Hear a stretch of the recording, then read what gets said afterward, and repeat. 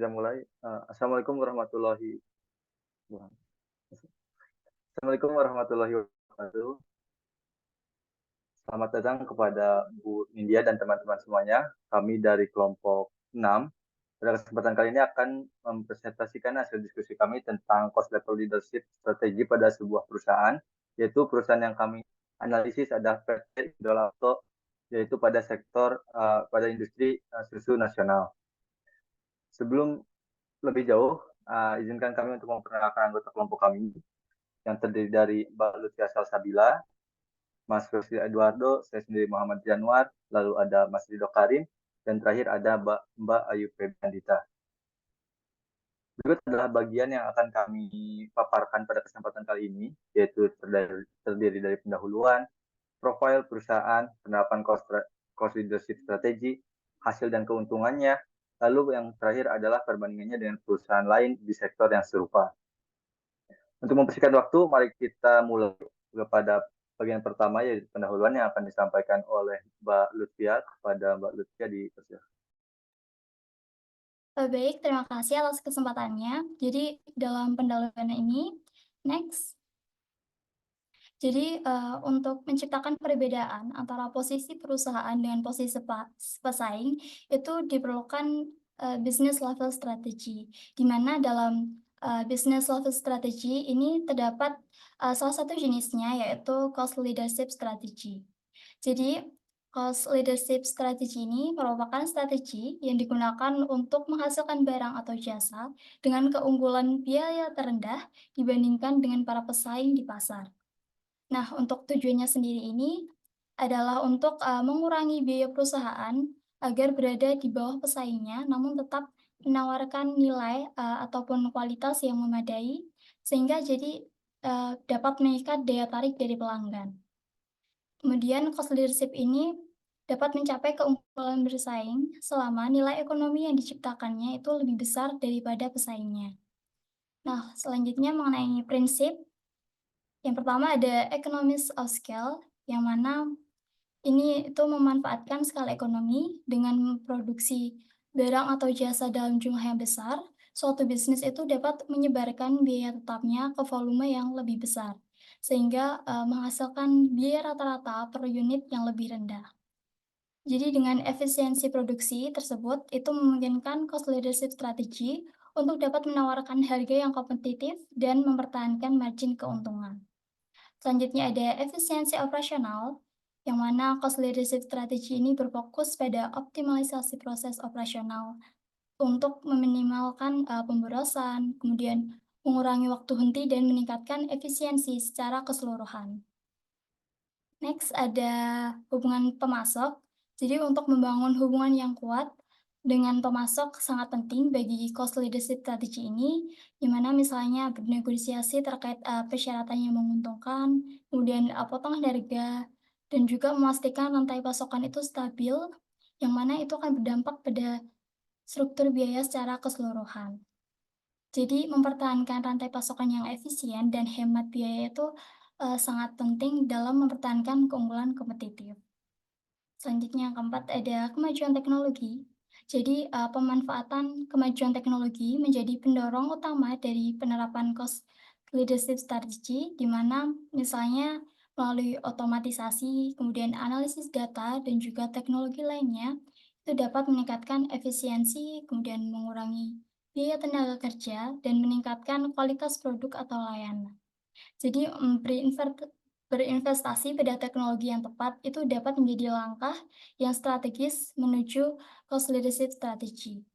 Dan yang terakhir ada perbaikan berkelanjutan, di mana upaya mencapai cost leadership strategy merupakan proses berkelanjutan yang mana itu memerlukan komitmen terhadap perbaikan berkelanjutan.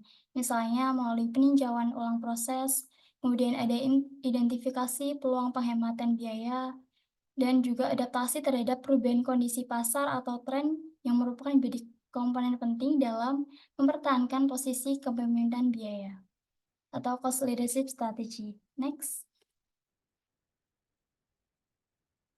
Nah, selanjutnya ini membahas terkait kelebihan maupun kekurangan dari cost leadership strategy. Yang pertama ada kelebihan, yang mana menarik pangsa pasar.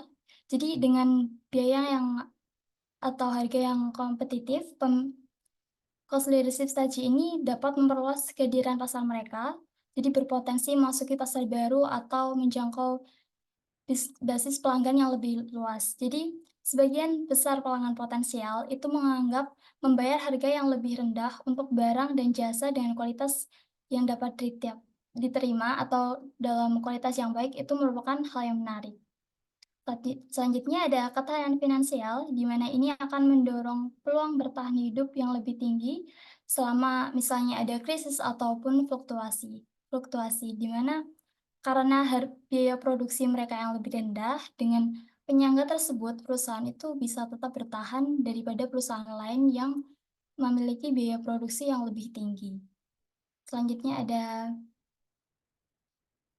eh, daya saing ya, yang mana ini mampu mendorong barang dan jasa dalam posisi yang baik untuk menghadapi persaingan harga yang lebih rendah daripada pesaing, bahkan menghalau pesaing pendatang baru yang memasuki bisnis tersebut karena untuk perusahaan baru, itu akan mengalami kesulitan dalam menarik pelanggan dengan menyamai atau bahkan menurunkan harga dari cost leadership strategy ini.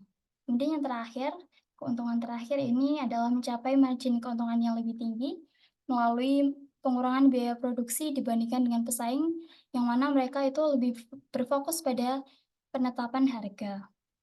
Selanjutnya mengenai kekurangan dari cost leadership strategy, yang mana pertama ada pemangkasan biaya atau cenderung dengan menjaga biaya tetap ini lebih rendah, seperti dengan meminimalkan periklanan, riset pasar, serta penelitian dan pengembangan, yang mana pendekatan ini itu terbukti untuk menguras biaya dalam jangka waktu yang lama. Kemudian ada inovasi yang terbatas. Berkaitan dengan poin pertama tadi, adanya minim biaya riset pasar, ini akan menimbulkan perusahaan kurang inovatif dibandingkan perusahaan lain dalam mendeteksi perubahan dan tren pasar yang penting, sehingga nantinya perusahaan akan terlambat merespon dan akhirnya adalah kalah dalam bersaing. Kemudian ada ketersediaan modal, jadi dengan kebutuhan akan volume penjualan yang tinggi, ini adalah titik sukses dari strategi cost leadership. Jadi perusahaan itu harus mencapai volume penjualannya besar, tentunya dengan modal yang cukup. Jadi apabila perusahaan itu tidak memiliki modal yang cukup, perusahaan akan mengalami kesulitan melakukan investasi yang diperlukan untuk mencapai skala ekonomi dan efisiensi yang diinginkan dalam strategi cost leadership ini. Next ada kerentanan terhadap pengaruh eksternal, yang mana perusahaan yang terutama bergantung pada kebijakan biaya yang mungkin lebih rentan terhadap pengaruh luar, seperti adanya perubahan harga bahan mentah, kemudian ada perubahan undang-undang atau penurunan perekonomian. Jadi faktor luar ini juga dapat menyebabkan gangguan rantai pasokan, kemudian meningkatkan atau menambah biaya dan juga berdampak pada profitabilitas bisnis. Yang terakhir itu ada tidak dapat diterapkan pada semua industri. Jadi, strategi cost leadership ini itu tidak bisa diterapkan untuk semua perusahaan, khususnya pada industri yang memproduksi produk premium. Jadi, di mana pelanggan itu bersedia membayar mahal karena merek dan kualitas tinggi, strategi ini akan berdampak buruk jika diterapkan. Jadi, jika sebuah merek kehilangan label eksklusifnya, produk tersebut mungkin tidak lagi diinginkan oleh pelanggan yang menghargai keunikan dan prestis dari produk tersebut. Jadi akibatnya akan merek atau produk tersebut bisa kehilangan daya tarik dari pasar premium dan mengalami penurunan penjualan serta reputasi. Untuk selanjutnya saya kembalikan ke moderator. Baik, terima kasih Mbak Lucia atas pemaparannya. Untuk bagian kedua yaitu profil perusahaan akan dijelaskan oleh Mas Wesley. Kepada Mas Wesley dipersilakan. Baik, terima kasih moderator atas waktunya. Setelah tadi kita mengetahui mengenai cost leadership strategi, kita masuk ke profil perusahaan. Jadi perusahaan yang kami pilih untuk kami kaji lebih dalam itu ialah PT Indolakto. Nah, PT Indolakto ini sendiri merupakan anak perusahaan dari PT Indofood Group yang bergerak di bidang milk industri atau pengolahan susu. Kemudian PT Indolakto ini sudah berdiri sejak tahun 1967 dan PT Indolakto ini sendiri sudah memproduksi banyak jenis susu dan olahannya dengan produk unggulan mereka yaitu Indomilk. Jadi PT Indolakto ini menawarkan 7 kategori produk susu dan olahannya. Yang pertama itu ada susu segar, yang kedua ada susu UHT, yang ketiga ada susu bubuk, yang keempat ada kental manis, yang kelima ada susu evaporasi, yang keenam ada mentega atau butter, dan yang ketujuh ada es krim. Nah, sebelumnya PT Indolakto ini bernama PT Australia Indonesian Milk Industries dan kemudian berganti nama menjadi PT Indolakto setelah berhasil diambil alih oleh Salim Group.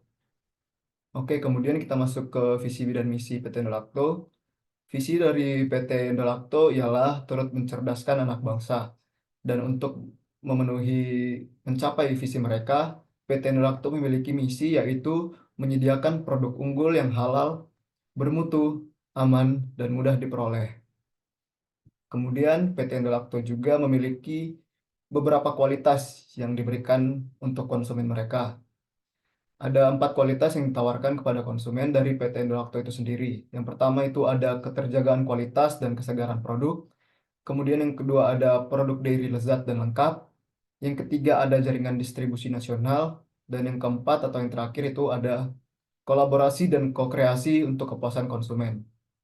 Nah, kemudian dalam menjalankan usahanya, seluruh pabrik PT Indolakto sendiri sudah memiliki 5 sertifikasi yang dapat kita lihat pada slide ini. Yang pertama itu ada sertifikasi ISO 22005, yaitu sistem keamanan pangan yang menjamin bahwa perusahaan PT Indolakto ini sudah menjalankan Good Manufacturing Practice atau GMP.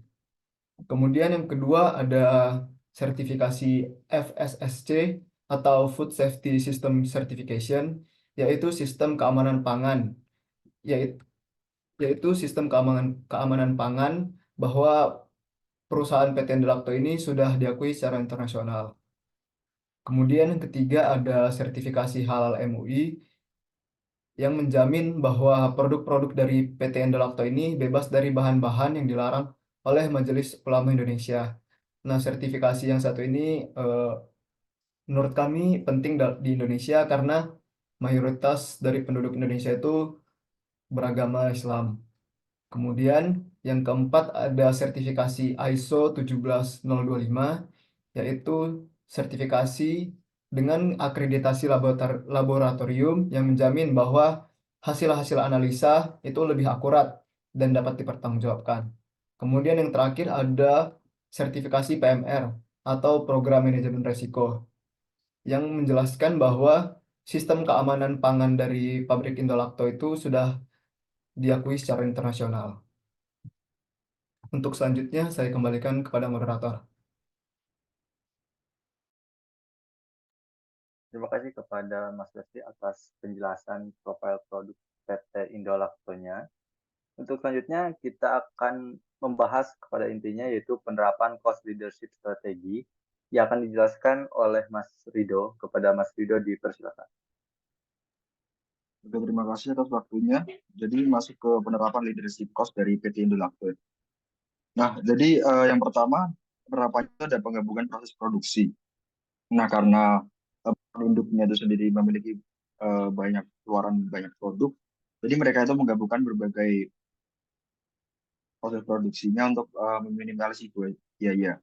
Nah, dalam kasus PT Indolakto ini sebagai produsen susu, mereka itu menggabungkan proses produksi susu dengan bahan baku margarin. Lalu selanjutnya terkait manajemen rantai pasokan. Nah, jadi PT Indolakto ini menjalin kerjasama dengan para peternak sapi perah lokal untuk mendapatkan bahan baku susu segar dengan harga yang stabil dan berkualitas tinggi. Nah, perusahaan ini juga mengoptimalkan logistik, distribusi, dan meminimalkan pemborosan dan memaksimalkan efisiensi di seluruh rantai pasokan. Lalu yang ketiga di sini ada economies of scale.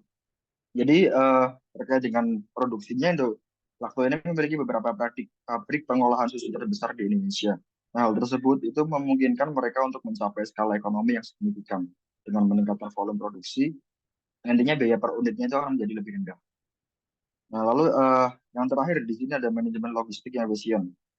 Jadi PT Indolakto ini memiliki sistem logistik dan distribusi yang terintegrasi dengan baik.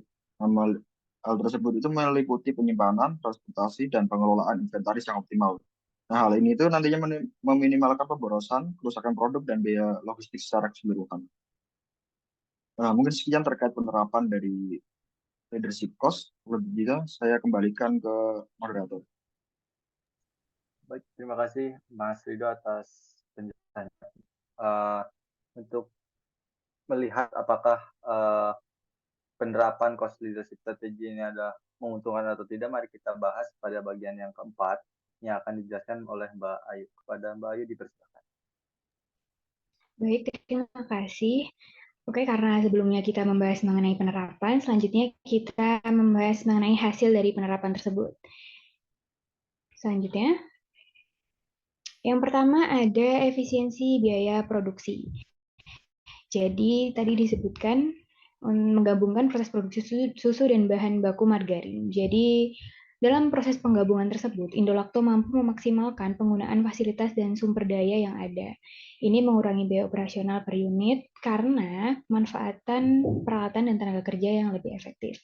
Kemudian ada juga pengurangan biaya overhead. Jadi menggabungkan produksi membantu mengurangi biaya overhead karena perusahaan tidak perlu menduplikasi fasilitas atau sistem yang sama untuk produk yang berbeda. Jadi hal ini menciptakan penghematan yang signifikan dalam jangka panjang. Kemudian selanjutnya adalah stabilitas harga dan kualitas bahan baku. Jadi kerjasama erat dengan peternak sapi perah lokal untuk memastikan pasokan susu segar yang stabil dengan harga yang terkontrol. Ini mengurangi fluktuasi biaya bahan baku dan jangka panjang. Jadi hubungan yang baik dengan peternak lokal juga memungkinkan Indolakto untuk mendapatkan prioritas dalam pasokan bahan baku yang penting saat terjadi kelangkaan atau peningkatan permintaan pasar. Selanjutnya, ada pengurangan biaya per unit. Jadi, dengan memiliki beberapa pabrik pengolahan susu terbesar di Indonesia, Indolakto mampu memproduksi dalam volume besar, yang menurunkan biaya per unit produk melalui distribusi biaya tetap yang lebih luas. Keunggulan kompetitif, yaitu skala ekonomi memberikan Indolakto kemampuan untuk menawarkan produk dengan harga yang lebih kompetitif, membuatnya lebih sulit bagi pesaing untuk menandingi harga tanpa memiliki skala produksi yang sama. Kemudian ada juga optimalisasi rantai pasokan, yaitu sistem logistik dan distribusi yang terintegrasi memungkinkan Indolakto untuk mengelola penyimpanan, transportasi, dan inventaris dengan efisien, mengurangi biaya yang terkait dengan menyimpan berlebih dan kehilangan produk. Kemudian ada juga waktu pengiriman yang cepat, jadi efisiensi logistik memastikan bahwa produk dapat dikirim ke pasar dengan cepat, menjaga kesegaran produk susu dan juga kepuasan pelanggan. Selanjutnya,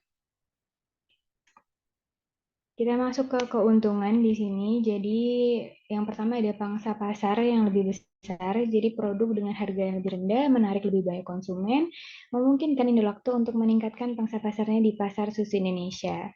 Kemudian ada juga laba yang lebih tinggi, yaitu efisiensi biaya dan volume penjualan yang tinggi menghasilkan profitabilitas yang lebih besar, meskipun margin keuntungan per unit mungkin lebih kecil.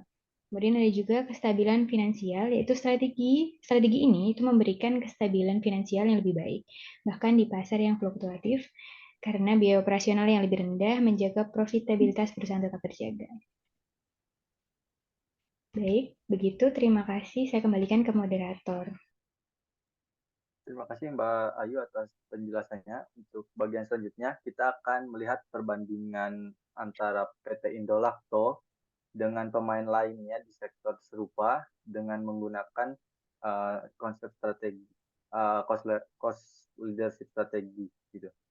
Untuk perusahaan yang kami angkat untuk menjadi perbandingan adalah PT Ultra Jaya Milk Industry, yaitu perusahaan susu yang didirikan pada tahun 1958 di Bandung, Jawa Barat. Dan kemudian itu berkembang dan menjadi pelopor produk susu cair UHT di Indonesia pada 1975. PT Ultra Jaya juga sudah masuk bursa dengan kode ULTJ sejak 1990. Ultra Jaya ini berkembang di pasar hingga menawarkan berbagai jenis produk, yaitu di antaranya susu AHT dengan merek Ultramilk, Sari Gizi, dan Milo, terus teh siap minum seperti teh kotak, lalu teh botol sosro, lalu susu kental manis, cap bonbon, Milo, dan Ultra, lalu minuman kesehatan seperti sari asem dan sari kacang hijau, lalu keju craft dan keju Ultramilk, lalu susu bubuk yaitu Milo dan Ultramilk, dan yang terakhir itu ada jus buah pita. Itu adalah produk-produk yang diproduksi oleh PT Ultra Jaya seperti terlihat pada gambar. Untuk visi dan misinya adalah visinya menjadi perusahaan minuman terdepan di Indonesia dan Asia Tenggara dengan produk-produk yang berkualitas tinggi dan inovatif yang bermanfaat bagi konsumen. Misinya terdiri dari menghasilkan produk-produk susu dan minuman yang berkualitas tinggi dan inovatif dengan harga yang terjangkau, membangun merek yang kuat dan terpercaya, memperluas jangkauan pasar dan meningkatkan distribusi produk, meningkatkan efisiensi dan efektivitas operasi perusahaan, meningkatkan kesejahteraan karyawan dan pemegang saham, lalu yang terakhir adalah berkomitmen terhadap tanggung jawab sosial dan lingkungan. Selanjutnya adalah penerapan cost leadership strategi di PT Ultra Jaya. Di sini ada terdiri dari 3 bagian, yaitu yang pertama integrasi vertikal. Ini tuh Ultra Jaya itu mereka memiliki peternakan sapi sendiri untuk memastikan bahwa pasokan susu segarnya itu berkualitas dan murah karena diproduksi oleh dalam satu lingkup yang sama. Lalu yang kedua adalah otomatisasi, yaitu dengan menggunakan teknologi yang canggih untuk menekan biaya. Dan yang terakhir adalah inovasi produk, yaitu terus berinovasi untuk mengembangkan produk baru yang lebih hemat biaya dan menarik bagi konsumen. Hasil dari penerapan cost leadership strategi pada PT Ultra Jaya ini, yaitu harga produk yang kompetitif. Bisa kita lihat di pasar bahwa Ultra Jaya, Ultramilk, dan Indomilk itu harganya hampir mirip-mirip, yaitu sangat tipis sekali. Jadi itu bahwa harga produknya itu kompetitif. Lalu yang kedua adalah keuntungan yang tinggi. Dari data Ultra Jaya pada kuartil pertama 2024, perusahaan ini mendapatkan laba bersih sebesar 14%. Ini 14% ini ada kenaikan dari tahun sebelumnya, yaitu 2,82%. Lalu yang ketiga adalah pertumbuhan yang berkelanjutan. Hingga saat ini PT Ultra Jaya ini terus memiliki market cap yang tinggi pada bursa dan selalu bertumbuh hingga saat ini sejak 1990 yang tercatat di Bursa Efek. Itu adalah bagaimana penerapan cost leadership strategi di Ultra Jaya hingga bisa bersaing di pasar susu nasional, bahkan dengan produk lama seperti Indomilk ataupun produk baru seperti Cimory. Sekian penjelasan dan pemaparan hasil diskusi kami, POK 6. Mengucapkan terima kasih.